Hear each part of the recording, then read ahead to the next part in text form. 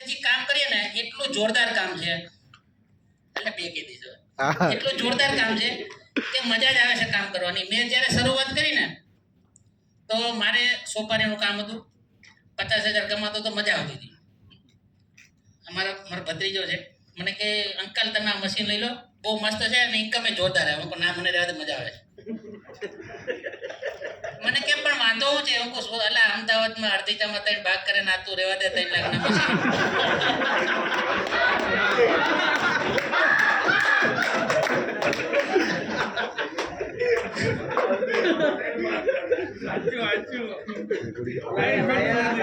મને એ ખબર હતી કે હું મશીન લઈ લે, પણ મારી જોડેથી 3 લાખનું મશીન કોણ લે? એ અમદાવાદમાં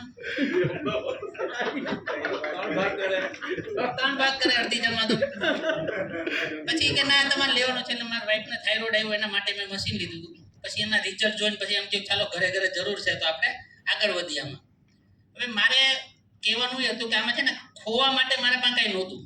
મતલબ અમુક ના આપણે હોય ને મારું આ બંધ થઈ જાય, ઓલું છે, મારી પાસે એવું કંઈ નહોતું કે મારું કંઈ ખોવાય એમાં, મારું કાંઈ જાય મતલબ ઇન શોર્ટમાં. તો એ મને એક સ્ટોરી યાદ આવી ગઈ. એક ઝાડ હતું ને, ઝાડ ઉપર એક વાંદરો ને વાંદરી બેઠા હતા.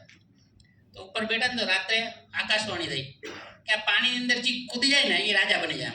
સવારે 4 વાગે પાણીમાં કૂદશે એ રાજા બની જાય. તો ઓલી વાંદરી તો મંદી ઠેકડા મરે રાતે જ. કે આ મજા પડી ગઈ. વાંદરો કે ચૂપ, આવું થાય ને વાંદરી કે ચૂપ બે ને, હું એટલી બધી ફૂદક કરે છે એમ. તો કે ના કે તારે પડવું જ પડે ને, હું તો પડી જ જાઉં. તો સવાર 4 વાગે તો વાંદરી તો મસ્ત અંદર નદીમાં પડી. તો આ તો આકાશવાણી થઈ હતી, તો ભાઈ જલપરિકા બની ગઈ. પછી આપણે કંઈ પણ એક લેવલ ઉપર જાય તો આપણને પેલા યાદ કોણ આવે? આપણા જ યાદ આવે ને. તો વાંદરીએ જોયું કે તો જલપરી બની ગઈ. આમ જોયું કે પેલો કેમ ગયો એમ, તા તો ઝાડ ઉપર જ હજી બેઠો હતો. પેલા તું કેમ નહીં કૂદ્યો?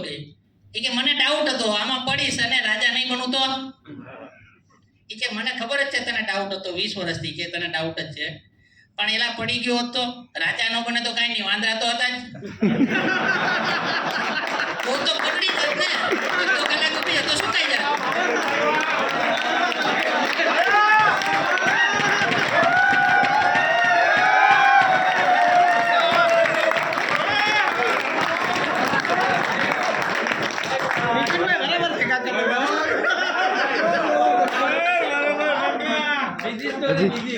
બીજી છે ઓકે થેન્ક યુ.